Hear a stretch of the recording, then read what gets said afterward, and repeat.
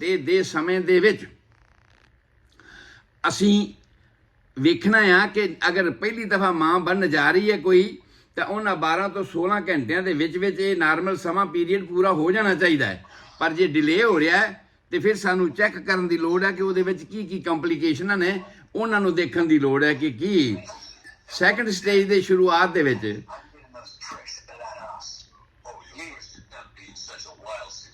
ਕਿ ਕੀ ਮੈਂ ਤੁਹਾਡਾ ਬੰਦ ਕਰਨ ਲੱਗਿਆ ਜੀ। ਮੈਨੂੰ ਇਹ ਡਿਸਟਰਬੈਂਸ ਠੀਕ ਨਹੀਂ ਲੱਗਦੀ ਤੁਹਾਡੀ ਚੀਮਾ ਸਾਹਿਬ, ਤੁਹਾਡੀ ਡਿਸਟਰਬੈਂਸ ਬਹੁਤ ਜ਼ਿਆਦਾ ਆ ਰਹੀ ਹੈ ਪਿੱਛੋਂ ਤੇ ਮੈਂ ਬੰਦ ਕਰ ਰਿਹਾ ਇਸ ਨੂੰ। ਨਹੀਂ ਜੀ, ਮੇਰੇ ਵਾਸਤੇ ਕੋਈ ਐਸੀ ਡਿਸਟਰਬੈਂਸ ਨਹੀਂ ਹੈਗੀ। ਕਿਦੋਂ ਵੀ ਆ ਰਿਹਾ, ਜਿਨ੍ਹਾਂ ਨੂੰ ਵੀ ਆ ਰਿਹਾ ਉਹਨਾਂ ਨੂੰ ਕਹੋ ਇਹ ਬੰਦ ਕਰਨ। ਹਾਂ, ਇਹ ਡਿਸਟਰਬੈਂਸ ਬੰਦ ਕਰੋ। ਇੱਕ ਪਾਸੇ ਦੀ ਆਵਾਜ਼ ਆਣੀ ਚਾਹੀਦੀ ਹੈ ਤਾਂ ਕਿ ਇੱਕ ਪਾਸੇ ਦੀ ਲੋਕ ਸੁਣ ਸਕਣ ਧਿਆਨ ਨਾਲ। ਹਾਂ, ਸੋ ਉਸ ਤੋਂ ਬਾਅਦ ਸੈਕੰਡ ਸਟੇਜ ਸਟਾਰਟ ਹੋ ਜਾਂਦੀ ਹੈ। ਅਗਰ ਫੁੱਲ ਡਾਇਲੇਟੇਸ਼ਨ ਹੋ ਜਾਂਦਾ ਤਾਂ ਫੁੱਲ ਡਾਇਲੇਟੇਸ਼ਨ ਹੋਣ ਦਾ ਮਤਲਬ ਹੈ ਵੀ ਕਿ 10 ਸੈਂਟੀਮੀਟਰ ਡਾਇਲੇਟੇਸ਼ਨ ਹੋ ਗਿਆ। ਔਰ ਉਸ ਸਟੇਜ ਵਿੱਚ ਵਾਚ ਕਰਨ ਵਾਲੀਆਂ ਗੱਲਾਂ ਹੁੰਦੀਆਂ ਕਿਉਂਕਿ ਦਰਦਾਂ ਬਹੁਤ ਤੇਜ਼ ਆ ਰਹੀਆਂ ਨੇ, ਬਹੁਤ ਜਲਦੀ ਆ ਰਹੀਆਂ ਨੇ। 5 ਮਿੰਟ ਤੋਂ ਵੀ ਸਮਾਂ ਘੱਟ ਗਿਆ ਹੈਗਾ ਔਰ ਡਿਊਰੇਸ਼ਨ ਜਿਹੜਾ ਹੈ ਕਿ ਦਰਦ ਦਾ ਉਹ 1 ਤੋਂ 1.5 ਮਿੰਟ ਤੱਕ ਦਾ ਹੋ ਗਿਆ। ਉਸ ਹਾਲਾਤ ਵਿੱਚ ਬਲਜ ਆਊਟ ਜਿਹੜਾ 4 ਵਾਟਰ ਬੈਗ ਹੈ ਉਹ ਸਾਹਮਣੇ ਆਉਣਾ ਸ਼ੁਰੂ ਹੋ ਜਾਂਦਾ ਆ। ਉਸ 4 ਵਾਟਰ ਬੈਗ ਦੇ ਵਿੱਚ ਸਾਨੂੰ ਇਹ ਦੇਖਣ ਦੀ ਜ਼ਰੂਰਤ ਹੈਗੀ ਹੈ ਕਿ ਕੀ ਕੋਈ ਅੰਬਲਾਈਕਲ ਕਾਰਡ ਦੀ ਕੋਇਲ ਉਹਦੇ ਵਿੱਚ ਤੇ ਨਹੀਂ ਆ ਰਹੀ। ਅੰਬਲਾਈਕਲ ਕਾਰਡ ਨੂੰ ਜਦੋਂ ਤੁਸੀਂ ਉਹ 4 ਵਾਟਰ ਬੈਗ ਨੂੰ ਹੱਥ ਨਾਲ ਪ੍ਰੈਸ ਕਰਕੇ ਵੇਖਦੇ ਹੋ ਤੇ ਉਹਦੇ ਵਿੱਚ ਪਲਸੇਸ਼ਨ ਹੋ ਰਿਹਾ। ਅਗਰ 4 ਵਾਟਰ ਬੈਗ ਦੇ ਵਿੱਚ ਜਿਹੜੀ ਉਹ ਅੰਬਲਾਈਕਲ ਕਾਰਡ ਨਹੀਂ ਆ ਰਹੀ ਤੇ ਫਿਰ ਪਲਸੇਸ਼ਨ ਨਹੀਂ ਹੁੰਦਾ। ਫਿਰ ਉਹ ਇੱਕ ਪਾਣੀ ਹੈ ਆਮ ਜਿਵੇਂ ਪਾਣੀ ਦਾ ਭਰਿਆ ਹੋਇਆ ਪਕਾਨਾ ਹੋਵੇ ਔਰ ਇਸ ਪਾਣੀ ਦੇ ਭਰੇ ਹੋਏ ਪਕਾਨੇ ਨੂੰ ਅਸੀਂ ਉਸੇ ਤਰ੍ਹਾਂ ਹੀ ਲੈਣਾ। ਅਲਟੀਮੇਟ ਡਾਇਲੇਟੇਸ਼ਨ ਹੋਣਾ ਹੋਰ ਜ਼ਿਆਦਾ ਸ਼ੁਰੂ ਹੋ ਜਾਂਦਾ ਤੇ ਬੱਚੇ ਦੀ ਪੁਸ਼ ਹੋਣੀ ਸ਼ੁਰੂ ਹੋ ਜਾਂਦੀ ਹੈ। ਪਰ ਜੇ ਉਹਦੇ ਵਿੱਚ ਕੁਆਇਲਸ ਹੋਣ ਜੋ ਮੈਂ ਦੱਸਣਾ ਚਾਹੁੰਦਾ ਹਾਂ ਕਿ ਇਸ ਹਾਲਾਤ ਦੇ ਵਿੱਚ ਸੈਕੰਡ ਸਟੇਜ ਦੇ ਵਿੱਚ ਜਿਹੜੀ ਕੰਪਲੀਕੇਸ਼ਨ ਆ ਕਿ ਕਈ ਵਾਰ ਕੁਆਇਲਸ ਆ ਜਾਂਦੀਆਂ ਨੇ ਤੇ ਜਦੋਂ ਬੱਚੇ ਦਾ ਸਿਰ ਵਿੱਚ ਫਸਦਾ ਹੈ ਕੁਆਇਲਸ ਨਾਲ ਹੀ ਫਸ ਜਾਂਦੀਆਂ ਨੇ, ਜਿਹਦੇ ਕਰਕੇ ਕਈ ਵਾਰ ਬੱਚੇ ਨੂੰ ਖੁਰਾਕ ਵੀ ਨਹੀਂ ਮਿਲਦੀ, ਬੱਚੇ ਨੂੰ ਸਾਹ ਵੀ ਘੁੱਟਿਆ ਜਾਂਦਾ, ਆਕਸੀਜਨ ਵੀ ਨਹੀਂ ਮਿਲਦੀ ਤੇ ਕਈ ਵਾਰ ਇਸ ਹਾਲਾਤ ਵਿੱਚ ਬੱਚੇ ਦੀ ਡੈਥ ਹੋ ਸਕਦੀ ਹੈ। ਸੋ ਇਸ ਕਰਕੇ ਇਹ ਬਹੁਤ ਜ਼ਰੂਰੀ ਹੈ ਕਿ ਉਸ ਵੇਲੇ ਤੁਸੀਂ ਇਸ ਚੀਜ਼ ਦਾ ਪ੍ਰੀਕਾਸ਼ਨ ਲਓ, ਇਸ ਵੇਲੇ ਚੈੱਕ ਕਰੋ। ਤੀਸਰੀ ਗੱਲ, ਇਸ ਸੈਕੰਡ ਸਟੇਜ ਦੇ ਵਿੱਚ ਸਾਨੂੰ ਦੇਖਣ ਵਾਲੀ ਹੁੰਦੀ ਕਿਉਂਕਿ ਤੀਸਰੀ ਸਟੇਜ ਆਮ ਔਰਤਾਂ ਜਿਹੜੀਆਂ ਆਮ ਪਹਿਲਾਂ ਬੱਚੇ ਉਹਨਾਂ ਨੇ ਪੈਦਾ ਕੀਤੇ ਨੇ ਉਹਨਾਂ ਦੇ ਵਿੱਚ 20 ਮਿੰਟ ਤੋਂ ਅੱਧੇ ਘੰਟੇ ਤੱਕ ਹੋ ਸਕਦੀ ਹੈ। ਪਰ ਜਿਹੜੀਆਂ ਪਹਿਲੀ ਦਫਾ ਮਾਂ ਬਣਨ ਜਾ ਰਹੀਆਂ ਨੇ ਪ੍ਰਾਇਮਰੀ ਗ੍ਰੈਵਿਡਾ ਹਨ ਉਹਨਾਂ ਦੇ ਵਿੱਚ 2 ਘੰਟੇ ਤੱਕ ਦੀ ਵੀ ਲੰਬੀ ਹੋ ਸਕਦੀ ਹੈਗੀ ਹੈ।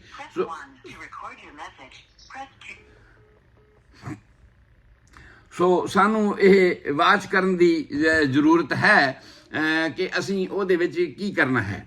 ਸੋ ਇਹ ਸਾਰੀਆਂ ਗੱਲਾਂ ਕਰਨ ਦੀ ਜ਼ਰੂਰਤ ਹੈ ਕਿ ਮੈਂ ਸਮਝਦਾ ਹਾਂ ਕਿ ਰੇਡੀਓ ਪ੍ਰਵਾਸ ਨਾਲ ਸਾਡਾ ਲਿੰਕ ਟੁੱਟ ਗਿਆ, ਕੋਈ ਡਿਸਟਰਬੈਂਸ ਉਹਨਾਂ ਦੇ ਪਿੱਛੇ ਆ ਰਹੀ ਜਿਹੜੀ ਕਵਰ ਨਹੀਂ ਹੋ ਸਕੀ। ਸੋ ਅਸੀਂ ਦੂਸਰੇ ਸਰੋਤਿਆਂ ਨਾਲ ਰੇਡੀਓ ਸਬਰੰਗ ਦੇ ਵਿੱਚ YouTube ਔਰ Facebook ਮੀਡੀਆ ਦੇ ਉੱਪਰ ਇਸ ਵੇਲੇ ਮੁਖਾਤਬ ਹਾਂ ਔਰ ਉਸੇ ਹੀ ਪ੍ਰੋਗਰਾਮ ਨੂੰ ਅਸੀਂ ਅੱਗੇ ਲੈ ਕੇ ਚੱਲਦੇ ਹਾਂ ਕਿਉਂਕਿ ਇਹ ਸਾਰੇ ਮਾਧਿਅਮ ਦੇ ਵਿੱਚ ਮੈਂ ਫਸਟ ਸਟੇਜ ਲੇਬਰ ਦੀ, ਸੈਕੰਡ ਸਟੇਜ ਲੇਬਰ ਦੀ, ਥਰਡ ਸਟੇਜ ਲੇਬਰ ਦੀ ਇਹ ਸਾਰੀ ਕਵਰ ਕਰ ਚੁੱਕਿਆ ਹਾਂ ਔਰ ਇਹਨਾਂ ਸਟੇਜਾਂ ਦੇ ਵਿੱਚ ਸਾਈਨ ਐਂਡ ਸਿੰਪਟਮਸ ਕੀ ਹੁੰਦੇ ਨੇ, ਇਹਨਾਂ ਸਟੇਜਾਂ ਦੇ ਵਿੱਚ ਕੰਪਲੀਕੇਸ਼ਨ ਕੀ ਹੋ ਸਕਦੀ ਹੈ, ਇਹ ਸਾਰੀਆਂ ਗੱਲਾਂ ਮੈਂ ਤੁਹਾਡੇ ਨਾਲ ਪਹਿਲਾਂ ਸਾਂਝੀਆਂ ਕਰ ਚੁੱਕਿਆ ਹਾਂ। ਤਾਂ ਉਸ ਤੋਂ ਬਾਅਦ ਜਿਹੜਾ ਅਸੀਂ ਸਾਂਝਾ ਕਰਨਾ ਸੀ ਉਹ ਇਹ ਸੀਗਾ ਕਿ ਸਾਡੀ ਜਿਹੜੀ ਥਰਡ ਸਟੇਜ ਤੋਂ ਬਾਅਦ ਜਦੋਂ ਡਿਲੀਵਰੀ ਹੋ ਗਈ ਉਸ ਤੋਂ ਬਾਅਦ ਅਸੀਂ ਇਸ ਨੂੰ ਇਸ ਥਰਡ ਸਟੇਜ ਤੋਂ ਬਾਅਦ ਅਸੀਂ ਵੇਖਿਆ ਕਿ ਡਿਲੀਵਰੀ ਹੋ ਗਈ, ਪਲਸੈਂਟੇ ਦੀ ਡਿਲੀਵਰੀ ਹੋਣੀ ਹੈ। ਪਲਸੈਂਟੇ ਦੀ ਡਿਲੀਵਰੀ ਜਿਹੜੀ ਹੈ ਉਹ 5 ਮਿੰਟ ਤੋਂ ਲੈ ਕੇ ਅਸੀਂ ਅੱਧੇ ਘੰਟੇ ਤੱਕ ਮੈਕਸੀਮਮ ਦਾ ਸਮਾਂ ਰੱਖਦੇ ਹਾਂ ਔਰ ਉਹ ਇਸ ਸਮੇਂ ਦੇ ਵਿੱਚ ਅਗਰ ਆ ਜਾਂਦਾ ਹੈ ਪਲਸੈਂਟਾ ਤਾਂ ਗੁੱਡ ਐਂਡ ਵੈਲ ਕਿਉਂਕਿ ਬਹੁਤ ਸਾਰੀਆਂ ਇਨਫੈਕਸ਼ਨ ਹੋਣ ਦੀ ਸੰਭਾਵਨਾ ਹੁੰਦੀ ਹੈ ਕਿਤੇ ਮਾਂ ਨੂੰ ਕੋਈ ਬਾਹਰੋਂ ਸੈਪਟਿਕ ਨਾ ਚਲੀ ਜਾਵੇ। ਇਸ ਟਾਈਪ ਦਾ ਪ੍ਰੀਕਾਸ਼ਨ ਲੈਣ ਦੀ ਲੋੜ ਹੈ ਜਿਸ ਕਰਕੇ ਅਸੀਂ ਪਹਿਲਾਂ ਹੀ ਵਾਸ਼ ਕੀਤਾ ਸੀਗਾ।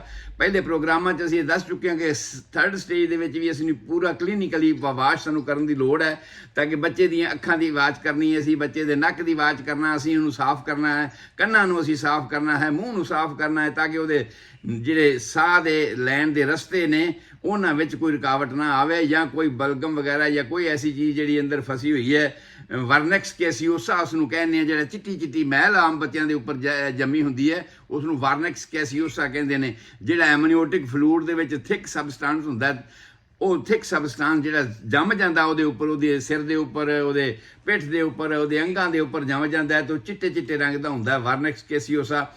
ਉਸ ਨੂੰ ਅਸੀਂ ਰਿਮੂਵ ਕਰਨਾ ਬੱਚੇ ਦੀ ਡਿਲੀਵਰੀ ਤੋਂ ਬਾਅਦ। ਪਰ ਉਸ ਤੋਂ ਪਹਿਲਾਂ ਜਿਹੜੀ ਅਸੀਂ ਖਾਸ ਗੱਲ ਕਹੀ ਸੀ, 골ਡ ਆਵਰਸ ਅਸੀਂ ਉਹਨੂੰ ਕਹਿੰਦੇ ਹਾਂ। 골ਡ ਆਵਰ ਇਸ ਕਰਕੇ ਕਹਿੰਦੇ ਹਾਂ ਅਸੀਂ ਕਿ ਮਾਂ ਦਾ ਸੰਬੰਧ ਅੱਜ ਬੱਚੇ ਨਾਲੋਂ ਟੁੱਟਣ ਲੱਗਿਆ ਆ।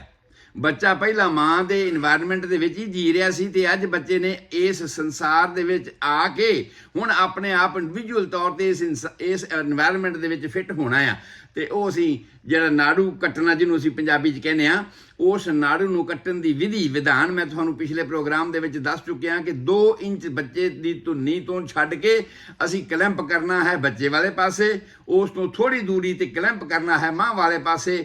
ਜਦੋਂ ਬੱਚੇ ਦੀ ਡਿਲੀਵਰੀ ਹੋ ਜਾਂਦੀ ਇਮੀਡੀਏਟ ਪਹਿਲਾਂ ਇਹ ਕੰਮ ਹੁੰਦਾ ਤੇ ਉਸ ਤੋਂ ਬਾਅਦ ਅਸੀਂ ਇਸ ਨੂੰ ਕੱਟ ਵਿਚਕਾਰੋਂ 2 ਕਲੈਂਪਸ ਦੇ ਵਿਚਕਾਰ ਕੱਟ ਲਾਉਣਾ ਹੈਗਾ। ਫਿਰ ਉਸ ਨੂੰ 1 ਇੰਚ ਛੱਡ ਕੇ ਹੇਠਾਂ ਬੱਚੇ ਵਾਲੇ ਪਾਸੇ ਤੇ ਉਸ ਤੋਂ ਬਾਅਦ ਧਾਗੇ ਦੀ ਜਿਹੜੀ ਐਂਟੀਸੈਪਟਿਕ ਧਾਗਾ ਹੈ ਉਹਦੀ ਨੋਟ ਜਿਹੜੀ ਗੰਢ ਜਿਹੜੀ ਬੰਨ੍ਹ ਦੇਣੀ ਹੈ ਤਾਂ ਕਿ ਕੋਈ ਬਲੀਡਿੰਗ ਨਾ ਹੋਵੇ। ਇਸ ਗੱਲ ਨੂੰ ਅਸੀਂ ਵਾਚ ਕਰਨਾ ਹੈ ਕਿ ਕੋਈ ਬਲੀਡਿੰਗ ਵਾਪਸੀ ਉਹਦੇ ਵਿੱਚ ਨਹੀਂ ਹੋਣੀ ਚਾਹੀਦੀ, ਨਾ ਮਾਂ ਵਾਲੇ ਪਾਸੇ ਨਾ ਦੂਸਰੇ ਵਾਲੇ ਪਾਸੇ। ਉਸ ਤੋਂ ਬਾਅਦ ਸਾਡੀ ਸੈਕੰਡ ਸਟੇਜ ਰਹਿ ਜਾਂਦੀ ਹੈ ਬੱਚੇ ਨੂੰ ਸੰਭਾਲਣਾ, ਤੇ ਜਿਹੜੀਆਂ ਅਸੀਂ ਗੱਲਾਂ ਕਰ ਲਈਆਂ ਫਿਰ ਮਾਂ ਵਾਲੇ ਪਾਸੇ ਆ ਜਾਓ ਕਿ ਪਲਸੈਂਟਾ ਅਗਰ ਡਿਲੀਵਰ ਹੋ ਗਿਆ, ਕਈ ਵਾਰਾਂ ਤੇ ਨਾਲ ਦੀ ਨਾਲ ਡਿਲੀਵਰ ਹੋ ਜਾਂਦਾ, ਕਈ ਵਾਰ ਥੋੜਾ ਲੇਟ ਹੋ ਜਾਂਦਾ, ਜਿਹਦਾ ਅਸੀਂ ਸਮਾਂ ਦੱਸਿਆ ਕਿ ਜਿਹੜੀਆਂ ਪਹਿਲੀ ਦਫਾ ਮਾਂ ਬਣਨ ਵਾਲੀਆਂ ਨੇ ਉਹਨਾਂ ਦਾ ਜਿਹੜਾ ਸਮਾਂ ਹੈ ਉਹ ਜ਼ਿਆਦਾ ਲੰਬਾ, ਅੱਧੇ ਘੰਟੇ ਤੱਕ ਦੀ ਵੀ ਹੋ ਸਕਦਾ ਪਰ ਅੱਧੇ ਤੋਂ ਵੱਧ ਨਹੀਂ। ਅਗਰ ਸਾਨੂੰ ਡਿਲੇ ਹੁੰਦਾ ਲੱਗਦਾ ਤੇ ਸਾਨੂੰ ਕਈ ਵਾਰ ਮੈਨੂਅਲ ਰਿਮੂਵਲ ਇਹਦੀ ਕਰਨੀ ਪੈਂਦੀ ਹੈ, ਹੱਥ ਨਾਲ ਸਾਨੂੰ ਇਸ ਪਲਸੈਂਟੇ ਨੂੰ ਰਿਮੂਵ ਕਰਨ ਦੀ ਕੋਸ਼ਿਸ਼ ਕਰਨੀ ਪੈਂਦੀ, ਜਿਹਦੇ ਵਿੱਚੋਂ ਪਹਿਲਾਂ ਬਾਹਰਲਾ ਐਕਸਟਰਨਲ ਸਾਡਾ ਬਾਹਰੀ ਪ੍ਰੋਸੈਸ ਹੁੰਦਾ ਕਿ ਮਾਂ ਦੇ ਪੇਟ ਦੇ ਵਿੱਚ ਬੱਚੇਦਾਨੀ ਨੂੰ ਉੱਪਰੋਂ ਪਕੜੋ, ਕਿਉਂਕਿ ਮਾਂ ਦਾ ਪੇਟ ਬਹੁਤ ਸਾਫਟ ਹੋਇਆ ਹੁੰਦਾ ਹੈ, ਉਹਦੇ ਹੇਠਾਂ ਜਿਹੜਾ ਬੱਚੇਦਾਨੀ ਦਾ ਫੰਡਸ ਹੈ ਉਹ ਸਾਨੂੰ ਦਿਖਾਈ ਮਹਿਸੂਸ ਹੋ ਰਿਹਾ ਹੁੰਦਾ ਹੱਥ ਦੇ ਨਾਲ। ਉਸ ਨੂੰ ਫੜੋ ਤੇ ਖਿੱਚ ਕੇ ਫਿਰ ਛੱਡੋ, ਉਸ ਨੂੰ ਫੜੋ ਖਿੱਚ ਕੇ ਫਿਰ ਛੱਡੋ। ਸੋ ਇਹਦੇ ਨਾਲ ਉਹ ਡਿਟੈਚਮੈਂਟ ਹੋ ਜਾਂਦੀ ਹੈ। ਵੈਸੇ ਜਿਹੜਾ ਗਸ਼ਿੰਗ ਆਫ ਬਲੱਡ ਮਾਂ ਬੱਚੇ ਦੇ ਹੋਣ ਤੋਂ ਪਹਿਲਾਂ, ਜਿਹਨੂੰ ਅਸੀਂ ਸ਼ੋਅ ਕਿਹਾ ਸੀਗਾ ਪਹਿਲੀ ਸਟੇਜ ਦੇ ਵਿੱਚ, ਜਿਹਨੂੰ ਅਸੀਂ ਸ਼ੋਅ ਕਿਹਾ ਸੀ ਕਿ ਬੱਚਾ ਪੈਦਾ ਹੋਣ ਤੋਂ ਪਹਿਲਾਂ ਕੁਝ ਇੱਕ ਬਲੱਡ ਮਿਕਸ ਮਿਊਕਸ ਨਿਕਲਣੀ ਸ਼ੁਰੂ ਹੋ ਜਾਂਦੀ ਹੈ, ਇਸੇ ਤਰ੍ਹਾਂ ਹੀ ਜਦੋਂ ਮਾਂ ਡਿਲੀਵਰੀ ਹੋ ਗਈ ਤੇ ਉਸ ਤੋਂ ਬਾਅਦ ਪਲਸੈਂਟੇ ਦੀ ਡਿਲੀਵਰੀ ਹੋਣੀ ਹੈ, ਉਸ ਵੇਲੇ ਵੀ ਇੱਕ ਗਸ਼ਿੰਗ ਆਫ ਬਲੱਡ ਜਿਹੜਾ ਆ ਉਹਦੇ ਪਲਸੈਂਟਾ ਦੇ ਨਾਲ ਨਾਲ ਆਉਣਾ ਸ਼ੁਰੂ ਹੋ ਜਾਂਦਾ ਹੈਗਾ। ਸੋ ਇਹ ਸਾਡੀ 3rd ਸਟੇਜ ਸੀ ਜਿਹਨੂੰ ਅਸੀਂ ਮੈਨੇਜ ਕਰਨਾ ਹੈਗਾ, ਕਿਉਂਕਿ ਇਹਦੇ ਵਿੱਚ ਮੈਨੇਜ ਕਰਨ ਵਾਲੀ ਬਹੁਤ ਖਾਸ ਗੱਲ ਹੈਗੀ ਹੈ। ਔਰ ਉਹ ਖਾਸ ਗੱਲ ਕੀ ਦੱਸੀ ਸੀ ਅਸੀਂ ਕਿ ਭਾਈ ਬਲੀਡਿੰਗ ਜ਼ਿਆਦਾ ਤਾਂ ਨਹੀਂ ਹੋ ਰਹੀ। ਮੈਂ ਇੱਕ ਫਾਰਮੂਲਾ ਦੱਸਿਆ ਸੀਗਾ ਉਹਦੇ ਵਿੱਚ, ਜਿਹਦੇ ਵਿੱਚ ਅਸੀਂ ਕਿਹਾ ਸੀ ਕਿ 5P ਅਸੀਂ ਗਿਣਦੇ ਹਾਂ ਕਿ 5P ਇਸ ਵੇਲੇ ਤੀਸਰੀ ਸਟੇਜ ਦੀ ਪ੍ਰੀਕਾਸ਼ਨ ਦੇ ਵਿੱਚ ਸਾਨੂੰ ਨੋਟ ਕਰਨ ਦੀ ਲੋੜ ਹੈਗੀ ਹੈ। ਪਹਿਲੀ ਇਹ ਕਿ ਕੀ ਪੈਸੇਂਜਰ ਜਿਹੜਾ ਆ ਰਿਹਾ ਹੈਗਾ ਉਹਦਾ ਚੈੱਕਅਪ, ਹਾਰਟ ਉਹਦਾ ਨਾਰਮਲ ਬੀਟ ਕਰ ਰਿਹਾ ਹੈ, ਸਾਹ ਨੂੰ ਨਾਰਮਲ ਠੀਕ ਆ ਰਿਹਾ ਆ, ਇਹ ਸਾਰੀਆਂ ਗੱਲਾਂ ਥਰੂ ਆਊਟ ਲੇਬਰ ਅਸੀਂ ਚੈੱਕ ਕਰਦੇ ਰਹਿਣਾ ਹੈ। ਦੂਸਰਾ ਪੈਸੇਜਸ, ਕਿ ਜਿਸ ਰਸਤੇ ਉਹਨੇ ਆਉਣਾ ਹੈ ਉਹ ਰਸਤਾ ਠੀਕ ਆ, ਉਹ ਰਸਤਾ ਨਾਰਮਲ ਹੈ, ਉਹਦੇ ਵਿੱਚ ਕੋਈ ਰੁਕਾਵਟ ਤਾਂ ਨਹੀਂ ਹੈਗੀ। ਉਸ ਤੋਂ ਬਾਅਦ ਸਾਡੀ ਤੀਸਰੀ ਸਟੇਜ ਹੁੰਦੀ ਹੈ ਕਿ ਅਸੀਂ ਵੇਖਣਾ ਹੈ ਕਿ ਪਾਵਰ, ਕਿ ਕੀ ਲੇਬਰ ਦੀ ਪੇਨ ਦੀ ਪਾਵਰ ਪੂਰੀ ਆ ਰਹੀ ਹੈ। ਕਈ ਹਾਲਾਤਾਂ ਦੇ ਵਿੱਚ ਯੂਟਰਾਈਨ ਐਨਰਸ਼ੀਆ ਹੁੰਦਾ, ਬੱਚੇਦਾਨੀ ਇੰਨੀ ਵੀਕ ਹੁੰਦੀ ਹੈ ਕਿ ਦਰਦ ਆਉਂਦੀ ਹੈ ਲੇਕਿਨ ਪੁਸ਼ ਨਹੀਂ ਹੋ ਰਿਹਾ, ਬੱਚਾ ਹੇਠਾਂ ਨਹੀਂ ਆ ਰਿਹਾ। ਹਰੇਕ ਦਰਦ ਦੇ ਇਹ ਵਿੱਚ ਇਸ ਨੂੰ ਅੱਗੇ ਆਉਣਾ ਚਾਹੀਦਾ ਆ, ਔਰ ਉਹ ਸਮਾਂ ਜਿਹੜਾ ਇੰਨੇ ਸਮੇਂ ਦੇ ਵਿੱਚ ਪੂਰਾ ਹੋਣਾ ਚਾਹੀਦਾ ਆ ਕਿ ਭਾਈ ਪਹਿਲੀ ਸਟੇਜ ਜਿਹੜੀ ਹੈ 12 ਤੋਂ 16 ਘੰਟੇ ਦੇ ਵਿੱਚ ਓਵਰ ਹੋ ਜਾਣੀ ਚਾਹੀਦੀ ਹੈ, ਭਾਵ ਪੂਰਾ ਡਾਇਲੇਟੇਸ਼ਨ ਹੋ ਜਾਣਾ ਚਾਹੀਦਾ ਹੈ। ਦੂਸਰੀ ਸਟੇਜ ਜਿਹੜੀ ਹੈ 20 ਮਿੰਟ ਤੋਂ ਲੈ ਕੇ ਸਾਡੀ 2 ਘੰਟੇ ਤੱਕ ਦੀ ਹੈਗੀ ਹੈ, ਔਰ ਇਸ ਸਮੇਂ ਦੇ ਵਿੱਚ ਇਹ ਸਾਰਾ ਕੁਝ ਹੋਣਾ ਚਾਹੀਦਾ ਹੈ। ਪਰ ਜੇ ਸਾਨੂੰ ਇਹ ਲੱਗਦਾ ਆ ਭਈ ਇਹ ਸਾਰੀਆਂ ਗੱਲਾਂ ਜਿਹੜੀਆਂ ਇੰਨੇ ਸਮੇਂ 'ਚ ਹੋਣੀਆਂ ਚਾਹੀਦੀਆਂ ਨੇ, ਪਹਿਲੀ ਦਫਾ ਮਾਂ ਬਣਨ ਵਾਲੀ ਵਾਸਤੇ ਜਾਂ ਜਿਹੜੀ ਵਾਰ-ਵਾਰ ਮਾਂ ਬਣ ਚੁੱਕੀ ਹੈ ਉਹਦੇ ਵਾਸਤੇ ਅਲੱਗ-ਅਲੱਗ ਸਮਾਂ ਹੈਗਾ ਹੈ। ਅਗਰ ਉਹ ਸਮਾਂ ਉਹਦੇ ਮੁਤਾਬਕ ਬੀਤ ਗਿਆ ਹੈ ਤੇ ਜਿਹੜੀ ਕੰਡੀਸ਼ਨ ਪੂਰੀ ਹੋਣੀ ਚਾਹੀਦੀ ਉਸ ਸਮੇਂ 'ਚ ਨਹੀਂ ਪੂਰੀ ਹੋਈ ਤਾਂ ਉਸ ਹਾਲਾਤ ਵਿੱਚ ਸਾਨੂੰ ਪਾਵਰ ਵੇਖਣ ਦੀ ਜ਼ਰੂਰਤ ਹੈ। ਇਸ ਕਮੀ ਪੇਸ਼ੀ ਨੂੰ ਦੂਰ ਕਰਨ ਦੀ ਲੋੜ ਹੈ ਕਿ ਮਾਂ ਦੇ ਵਿੱਚ ਕਮੀ ਕਿਹੜੀ ਆ ਗਈ ਜਿਸ ਕਰਕੇ ਉਹਦੀ ਜਿਹੜੀ ਪਾਵਰ ਹੈ ਉਹ ਲਾਸਟ ਹੋ ਗਈ। ਉਸ ਤੋਂ ਬਾਅਦ ਅਸੀਂ ਕੇਅਰ ਕਰਨੀ ਹੈ ਪਲਸੈਂਟਾ ਦੀ। ਪਲਸੈਂਟਾ ਜਿਹੜਾ ਹੈ, ਜਿਹਨੂੰ ਅਸੀਂ ਕਹਿੰਦੇ ਹਾਂ ਆਲ ਨੂੰ 5 ਮਿੰਟ ਤੋਂ ਅੱਧੇ ਘੰਟੇ ਦੇ ਵਿੱਚ ਡਿਲੀਵਰ ਹੋ ਜਾਣਾ ਚਾਹੀਦਾ ਹੈਗਾ। ਔਰ ਉਸ ਤੋਂ ਬਾਅਦ ਇਸ ਸਮੇਂ ਦੇ ਵਿੱਚ ਅਗਰ ਪਲਸੈਂਟਾ ਡਿਲੀਵਰ ਹੋ ਜਾਂਦਾ ਹੈ ਤੇ ਨਾਰਮਲ ਹੈ। ਉਸ ਤੋਂ ਬਾਅਦ ਖਾਸ ਤੌਰ ਤੇ ਮੈਂ ਇਹ ਗੱਲ ਕਹੀ ਸੀ, ਦੂਸਰੇ ਸਾਰੇ ਟੀਵੀ ਪ੍ਰੋਗਰਾਮਾਂ ਦੇ ਵਿੱਚ ਇਹ ਗੱਲ ਜਾ ਚੁੱਕੀ ਹੈ, ਲੇਕਿਨ ਪ੍ਰਵਾਦ ਰੇਡੀਓ ਵਾਲਿਆਂ ਸ਼ਾਇਦ ਇਹ ਨਾ ਸੁਣੀ ਹੋਵੇ, ਜਿਹੜੀ ਬਹੁਤ ਵੱਡੀ ਤੇ ਬਹੁਤ ਇੰਪੋਰਟੈਂਟ ਗੱਲ ਹੈ, ਖਾਸ ਤੌਰ ਤੇ ਸਾਡੀ ਕਮਿਊਨਿਟੀ ਦੇ ਵਿੱਚ ਜਦੋਂ ਕੋਈ ਲੜਕੀ ਪੈਦਾ ਹੁੰਦੀ ਹੈ ਤੇ ਲੋਕ ਅਫਸੋਸ ਕਰਨਾ ਸ਼ੁਰੂ ਕਰ ਦਿੰਦੇ ਆ। ਔਰ ਉਸ ਹਾਲਾਤ ਦੇ ਵਿੱਚ ਮਾਂ ਦੇ ਉੱਪਰ ਇੱਕ ਹੋਰ ਵੱਡਾ ਸ਼ੌਕ ਲੱਗਦਾ, ਇੱਕ ਤਾਂ ਲੜਕੀ ਪੈਦਾ ਹੋਈ, ਇੱਕ ਤਾਂ ਉਹਨੇ ਉਹ ਦਰਦਾਂ ਸਹੀਆਂ ਨੇ, ਉਹ ਤਕਲੀਫਾਂ ਸਹੀਆਂ ਨੇ, ਤੇ ਇੱਕ ਉਹਦੇ ਉੱਤੇ ਸ਼ੌਕ ਪੈਦਾ ਹੁੰਦਾ ਪੱਥਰ ਜੰਮ ਲਿਆ। ਇਹ ਲਫ਼ਜ਼ ਆਮ ਤੌਰ ਤੇ ਪਿੰਡਾਂ ਵਿੱਚ ਸੁਣਨ ਨੂੰ ਮਿਲਦੇ ਨੇ ਸਾਨੂੰ, ਔਰ ਉਹੀ ਮੈਂ ਤੁਹਾਨੂੰ ਦੱਸ ਰਿਹਾ ਹਾਂ। ਬੇਸ਼ੱਕ ਅਸੀਂ ਐਡਵਾਂਸ ਹੋ ਗਏ ਹਾਂ, ਬਾਹਰਲੇ ਦੇਸ਼ਾਂ 'ਚ ਆ ਗਏ ਹਾਂ, ਤੇ ਇਹਨਾਂ ਦੇਸ਼ਾਂ 'ਚ ਸਾਨੂੰ ਇਸ ਗੱਲ ਦੀ ਕੋਈ ਬਹੁਤੀ ਪਰਵਾਹ ਨਹੀਂ ਹੁੰਦੀ, ਲੜਕੇ ਤੇ ਲੜਕੀ 'ਚ ਕੋਈ ਬਹੁਤਾ ਅੰਤਰ ਨਹੀਂ ਰਹਿ ਗਿਆ ਸਾਡੇ ਇਹਨਾਂ ਦੇਸ਼ਾਂ ਦੇ ਵਿੱਚ। ਪਰ ਜਿੱਥੇ ਹੈ ਮੈਂ ਉੱਥੋਂ ਦੀਆਂ ਗੱਲਾਂ ਇਹ ਦੱਸ ਰਿਹਾ ਕਿ ਲੋਕਾਂ ਦੇ ਇਹ ਲਫ਼ਜ਼ ਹੁੰਦੇ ਨੇ ਕਿ ਪੱਥਰ ਜੰਮ ਰਿਹਾ ਹੈ, ਔਰ ਉਹਦੇ ਨਾਲ ਸਾਈਕੋਲੋਜੀਕਲ ਬਹੁਤ ਵੱਡਾ ਇਫੈਕਟ ਮਾਂ ਦੇ ਉੱਪਰ ਪੈਂਦਾ ਆ, ਮਾਂ ਦੀ ਮਾਨਸਿਕਤਾ ਦੇ ਉੱਪਰ ਪੈਂਦਾ ਹੈ। ਜਿਸ ਵੇਲੇ ਇਹ ਪੰਜਵਾਂ ਪੀ ਹੈ, ਇਹ ਪੰਜਵਾਂ ਪ੍ਰੀਕਾਸ਼ਨ ਹੈ ਕਿ ਤੁਸੀਂ ਉਸ ਵੇਲੇ ਮਾਂ ਦੀ ਸੰਭਾਲ ਵੀ ਕਰਨੀ ਹੈ। ਬੱਚਾ ਤੇ ਲੈ ਲਿਆ, ਬੱਚਾ ਤੇ ਇਸ ਵੇਲੇ ਦਾਈ ਦੀ ਸਪੋਰਟ ਦੇ ਵਿੱਚ ਹੈ ਜਾਂ ਮਾਂ ਦੀ ਛਾਤੀ ਦੇ ਉੱਪਰ ਪਿਆ ਹੋਇਆ ਹੈ, ਔਰ ਉਸ ਤੋਂ ਬਾਅਦ ਖਿਆਲ ਕਰਨ ਦੀ ਲੋੜ ਹੈ ਉਸ ਮਾਂ ਦੀ ਕਿ ਮਾਂ ਨੂੰ ਕੋਈ ਸ਼ੌਕ ਨਾ ਹੋ ਜਾਵੇ, ਕਿ ਮਾਂ ਨੂੰ ਬਹੁਤ ਜ਼ਿਆਦਾ ਕੋਈ ਬਲੀਡਿੰਗ, ਉਹਨੂੰ ਪੋਸਟ ਪਾਰਟਮ ਬਲੀਡਿੰਗ ਕਹਿੰਦੇ ਆ। ਕਈਆਂ ਨੂੰ ਐਂਟੀਪਾਰਟਮ ਬਲੀਡਿੰਗ ਹੋਣੀ ਸ਼ੁਰੂ ਹੋ ਜਾਂਦੀ, ਜਿਹਦਾ ਮੈਂ ਪਲਸੈਂਟਾ ਪ੍ਰੀਵੀਆ ਦੀ ਗੱਲ ਕੀਤੀ ਸੀ, ਉਹ ਆਪਾਂ ਵਾਰ-ਵਾਰ ਕਰ ਚੁੱਕੇ ਹਾਂ ਕਿ ਅਗਰ ਪਲਸੈਂਟਾ ਪ੍ਰੀਵੀਆ ਹੋਵੇ, ਅਗਰ ਪੈਸੇਜ ਨੈਰੋ ਹੋਵੇ, ਅਗਰ ਪੈਸੇਜ ਪੂਰੀ ਤਰ੍ਹਾਂ ਡਾਇਲੇਟ ਨਾ ਹੋਇਆ ਹੋਵੇ ਤੇ ਬਲੀਡਿੰਗ ਹੋਣ ਦੇ ਚਾਂਸਸ ਹੁੰਦੇ ਨੇ, ਪਰ ਉਹ ਘੱਟ ਬਲੀਡਿੰਗ ਹੁੰਦੀ ਹੈ। ਪਰ ਜੇ ਜ਼ਿਆਦਾ ਬਲੀਡਿੰਗ ਹੋਣੀ ਸ਼ੁਰੂ ਹੋਵੇ ਤੇ ਪ੍ਰੀਕਾਸ਼ਨ ਕਰਨ ਦੀ ਲੋੜ ਹੈ। ਜੇ ਆਲ ਵਿੱਚ ਆ ਰਹੀ ਹੈ, ਪ੍ਰੀਕਾਸ਼ਨ ਕਰਨ ਦੀ ਲੋੜ ਹੈਗੀ ਹੈ। ਜੇ ਆਫਟਰ ਡਿਲੀਵਰੀ ਪਲਸੈਂਟਾ ਵੀ ਆ ਗਿਆ ਤੇ ਬਲੀਡਿੰਗ ਬਹੁਤ ਜ਼ਿਆਦਾ ਹੋ ਰਹੀ ਹੈ ਤੇ ਉਹਨੂੰ ਅਸੀਂ ਪੋਸਟਮਾਰਟਮ ਬਲੀਡਿੰਗ ਕਹਿੰਦੇ ਆ, ਉਹਦਾ ਵੀ ਪ੍ਰੀਕਾਸ਼ਨ ਕਰਨ ਦੀ ਲੋੜ ਹੈ। ਅਦਰਵਾਈਜ਼ ਉਹੋ ਜਿਹੇ ਹਾਲਾਤਾਂ ਦੇ ਵਿੱਚ ਕਈ ਵਾਰ ਮਾਂ ਨੂੰ ਬਹੁਤ ਸਦਮਾ ਲੱਗਦਾ ਆ, ਬਹੁਤ ਡਬਲ, ਇੱਕ ਪਾਸੇ ਤੇ ਲੜਕੀ ਦਾ ਪੈਦਾ ਹੋਣਾ, ਦੂਸਰੇ ਪਾਸੇ ਇਸ ਤਰ੍ਹਾਂ ਦਾ ਸਦਮਾ, ਹੈਵੀ ਬਲੀਡਿੰਗ ਹੋਣਾ, ਕਈ ਵਾਰ ਰਿਕਵਰ ਕਰਨਾ ਬੜਾ ਮੁਸ਼ਕਿਲ ਹੋ ਜਾਂਦਾ। ਸੋ ਇਹ ਸਾਰੀਆਂ ਗੱਲਾਂ ਜਿਹੜੀਆਂ ਨੇ ਇਹ ਅਸੀਂ ਸਾਰੇ ਪ੍ਰੋਗਰਾਮਾਂ ਦੇ ਵਿੱਚ ਸਾਰੀਆਂ ਥਾਵਾਂ ਤੇ YouTube ਮੀਡੀਆ ਤੇ Facebook ਮੀਡੀਆ ਦੇ ਉੱਪਰ, ਸਭ ਰੰਗ ਰੇਡੀਓ ਦੇ ਉੱਪਰ, ਪ੍ਰਵਾਜ਼ ਰੇਡੀਓ ਦੇ ਉੱਪਰ ਇਹ ਸਾਰੀਆਂ ਗੱਲਾਂ ਅਸੀਂ ਦੁਹਰਾ ਦਿੱਤੀਆਂ। ਤਾਂ ਮਤਲਬ ਕੀ ਹੋਇਆ ਕਿ ਡਿਲੀਵਰੀ ਨਾਰਮਲ ਹੋ ਗਈ। ਡਿਲੀਵਰੀ ਨਾਰਮਲ, ਕਿਉਂਕਿ ਇਹਦੀਆਂ ਕੰਪਲੀਕੇਸ਼ਨਾਂ ਨੇ, ਹਜੇ ਬਹੁਤ ਸਾਰਾ ਅੱਗੇ ਚੈਪਟਰ ਹੈਗਾ, ਪਰ ਮੈਂ ਕੇਵਲ ਕੁਦਰਤ ਦੇ ਨਾਰਮਲ ਨਿਯਮ ਨੂੰ ਲੈ ਕੇ ਚੱਲ ਰਿਹਾ ਹਾਂ ਕਿ ਨਾਰਮਲ ਨਿਯਮ ਦੇ ਰਸਤੇ ਦੇ ਵਿੱਚ ਅਗਰ ਕੋਈ ਰੁਕਾਵਟ ਹੁੰਦੀ ਹੈ ਤੇ ਮੈਂ ਉਹ ਦੱਸ ਰਿਹਾ ਹਾਂ। ਵੈਸੇ ਬਿਮਾਰੀਆਂ ਕਈ ਤਰ੍ਹਾਂ ਦੀਆਂ ਐਸੀਆਂ ਹੁੰਦੀਆਂ ਨੇ ਜਿਹੜੀਆਂ ਅਸੀਂ ਉਹ ਬਿਮਾਰੀਆਂ ਦੇ ਸੈਕਸ਼ਨ ਵਿੱਚ ਇਹਨਾਂ ਨੂੰ ਕਵਰ ਕਰਾਂਗੇ। ਔਰ ਉਸ ਤੋਂ ਬਾਅਦ ਬੱਚਾ ਪੈਦਾ ਹੋ ਗਿਆ, ਬੱਚਾ ਹੁਣ ਤੁਹਾਡੇ ਹੱਥ ਵਿੱਚ ਹੈ, ਬੱਚੇ ਦੀ ਇਨਸਪੈਕਸ਼ਨ ਹੋਣੀ ਹੈ ਔਰ ਬੱਚੇ ਨੂੰ ਤੁਸੀਂ ਚੈੱਕਅਪ ਕਰਨਾ ਹੈਗਾ। ਔਰ ਉਸ ਬੱਚੇ ਦੀ ਚੈੱਕਅਪ ਦੇ ਵਿੱਚ ਖਾਸ ਤੌਰ ਤੇ ਵੇਖਣ ਵਾਲੀ ਗੱਲ, ਜਿਵੇਂ ਮੈਂ ਦੱਸੀ ਕਿ ਸਾਹ ਵਾਲੀ ਗੱਲ, ਆਮ ਤੌਰ ਤੇ ਮੇਰੀ ਆਪਣੇ ਪ੍ਰੈਕਟੀਕਲ ਦੇ ਵਿੱਚ ਇਹ ਹੁੰਦਾ ਸੀ ਕਿ ਬੱਚੇ ਦੇ ਸਿਰ ਨੂੰ ਸਪੋਰਟ ਕਰਕੇ, ਬੱਚੇ ਦੇ ਦੋਵੇਂ ਪੈਰ ਆਪਣੇ ਇੱਕ ਹੱਥ ਦੇ ਵਿੱਚ ਕਲੈਂਪ ਕਰਕੇ ਹੇਠਾਂ ਸਿਰ ਨੂੰ ਪੂਰੀ ਤਰ੍ਹਾਂ ਸਪੋਰਟ ਕਰਕੇ, ਅਗਰ ਕਿਸੇ ਹੋਰ ਦੀ ਹੈਲਪ ਲੈਣ ਦੀ ਲੋੜ ਤੇ ਲੈ ਲਓ, ਔਰ ਉਸ ਨੂੰ ਬੱਚੇ ਨੂੰ ਉਲਟਾ ਕਰੋ। ਉਲਟਾ ਕਰਨ ਦੇ ਨਾਲ ਜਿੰਨੀ ਵੀ ਬਲਗਮ ਜਾਂ ਜਿੰਨਾ ਵੀ ਰੈਜ਼ੀਡੂਅਲ ਸਬਸਟੈਂਸ ਉਹਦੇ ਗਲੇ 'ਚ ਗਿਆ ਹੁੰਦਾ ਉਹ ਬਾਹਰ ਆ ਜਾਂਦਾ। ਉਹਨੂੰ ਸਾਫ਼ ਕਰੋ, ਨੱਕ ਨੂੰ ਸਾਫ਼ ਕਰੋ।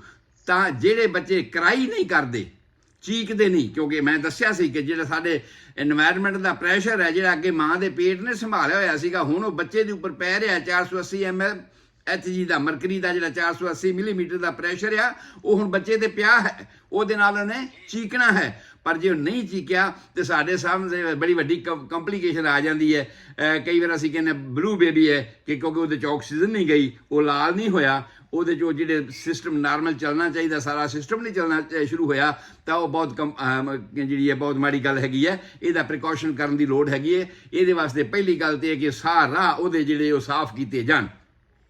ਇਹ ਤਰੀਕਾ ਮੈਂ ਆਪਣੇ ਆਪ ਪ੍ਰੈਕਟੀਕਲ ਜਿਹੜਾ ਅਜ਼ਮਾਉਂਦਾ ਰਿਹਾ, ਮੈਂ ਤੁਹਾਨੂੰ ਦੱਸ ਰਿਹਾ ਕਿ ਇਸ ਤਰੀਕੇ ਦੇ ਨਾਲ ਜਿੰਨੀ ਵੀ ਬਲਗਮ ਜਿਹੜੀ ਅੱਗੇ ਫੇਫੜਿਆਂ ਤੱਕ, ਐਪੀਗਲੋਟਸ ਦੇ ਏਰੀਆ ਤੱਕ ਗਈ ਹੁੰਦੀ, ਘੰਡੀ ਜਿਹਨੂੰ ਕਹਿੰਦੇ ਹੋ ਪੰਜਾਬੀ ਦੇ ਵਿੱਚ, ਉੱਥੋਂ ਤੱਕ ਗਈ ਹੁੰਦੀ, ਉਹ ਸਾਰੀ ਸਾਫ਼ ਹੋ ਜਾਂਦੀ ਹੈ ਤੇ ਬੱਚੇ ਨੂੰ ਸਾਹ ਨਾਰਮਲ ਆਉਂਦਾ, ਬੱਚਾ ਉਸੇ ਵੇਲੇ ਚੀਕ ਲੈਂਦਾ।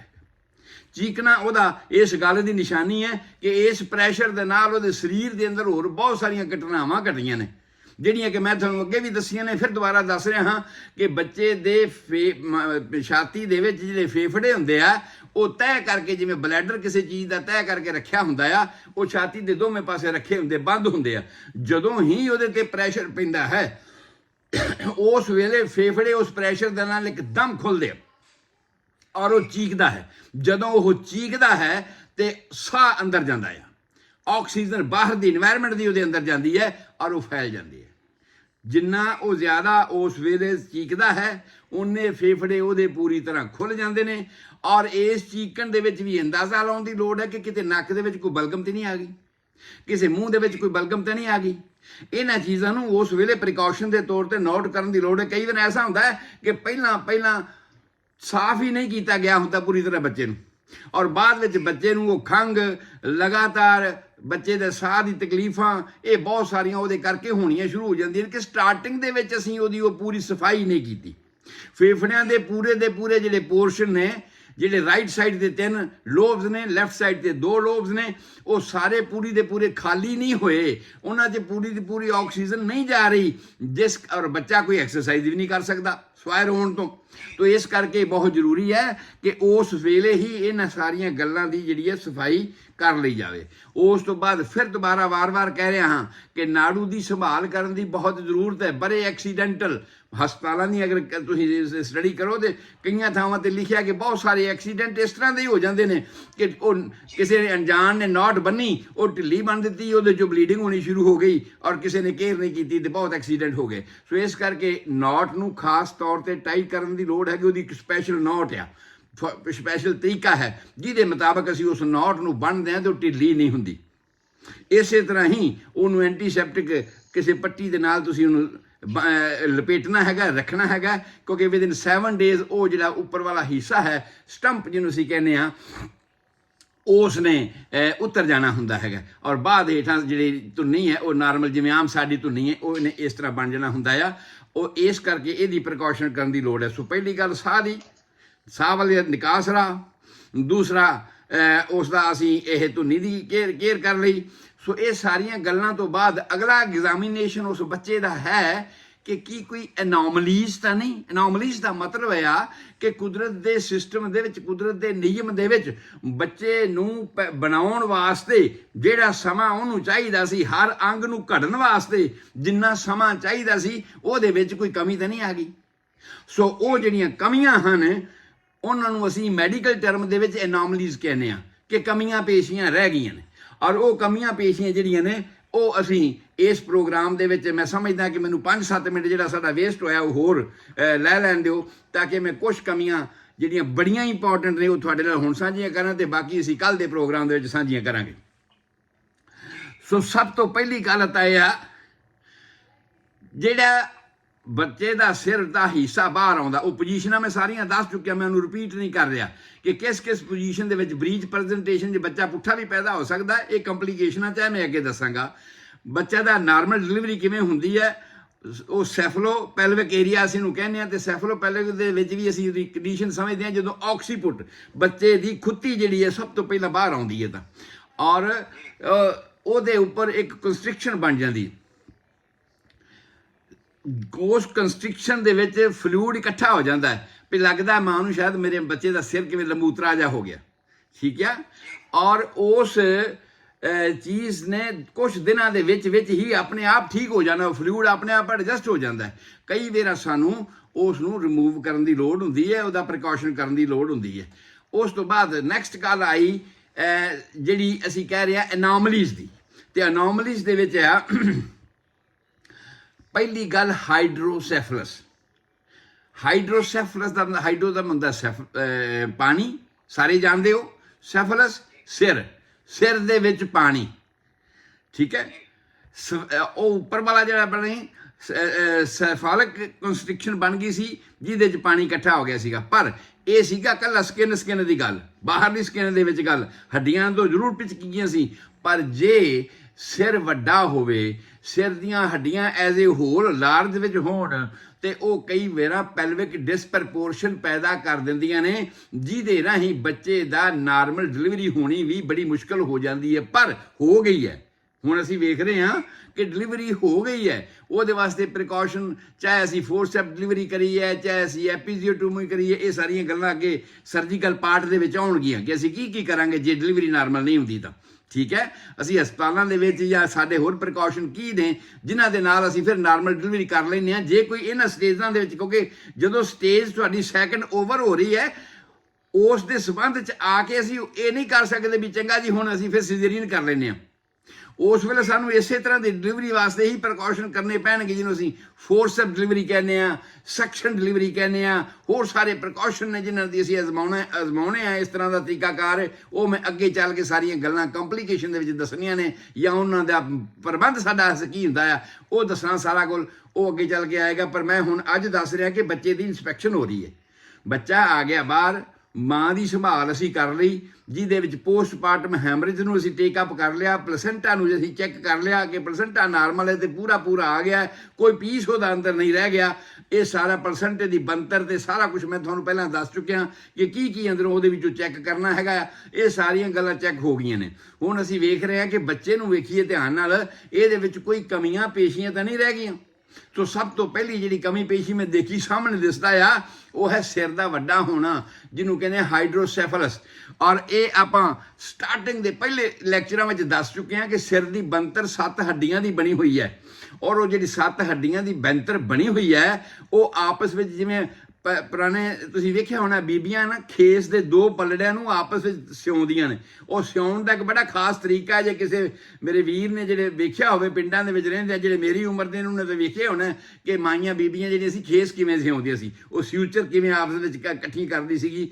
ਤੋ ਇਸ ਤਰ੍ਹਾਂ ਕਰਕੇ ਹੀ ਉਹ ਜਿਹੜੀ ਸਿਊਚਰ ਸੀ ਸਾਰੀਆਂ 7 ਹੱਡੀਆਂ ਦੀ ਉਹ ਆਪਸ ਵਿੱਚ ਇਸ ਤਰ੍ਹਾਂ ਫਿਕਸ ਹੁੰਦੀ ਹੈ। ਔਰ ਜਦੋਂ ਆਪਸ ਵਿੱਚ ਫਿਕਸ ਹੁੰਦੀ ਹੈ, ਜੇ ਤਾਂ ਉਸ ਨੂੰ ਫੋਲਿਕ ਐਸਿਡ ਨਾਰਮਲ ਮਿਲਿਆ, ਜੇ ਉਸ ਨੂੰ ਕੈਲਸ਼ੀਅਮ ਨਾਰਮਲ ਮਿਲਿਆ, ਜੇ ਉਸ ਨੂੰ ਬਾਕੀ ਦੇ ਮਿਨਰਲ ਨਾਰਮਲ ਮਿਲੇ ਹਨ, ਤੇ ਫਿਰ ਉਸ ਵੇਲੇ ਉਹਨਾਂ ਸਿਊਚਰਸ ਨੇ ਪੂਰੀ ਤਰ੍ਹਾਂ ਕੰਪੈਕਟ ਹੋ ਜਾਣਾ, ਟਾਈਟ ਹੋ ਜਾਣਾ ਆ। ਔਰ ਫਿਰ ਉਹ ਹੈਡ ਜਿਹੜਾ ਆ ਉਹ ਕੰਸਟੀਟਿਊਸ਼ਨ ਦੇ ਮੁਤਾਬਕ ਉਹਦਾ ਨਾਰਮਲ ਹੋਏਗਾ।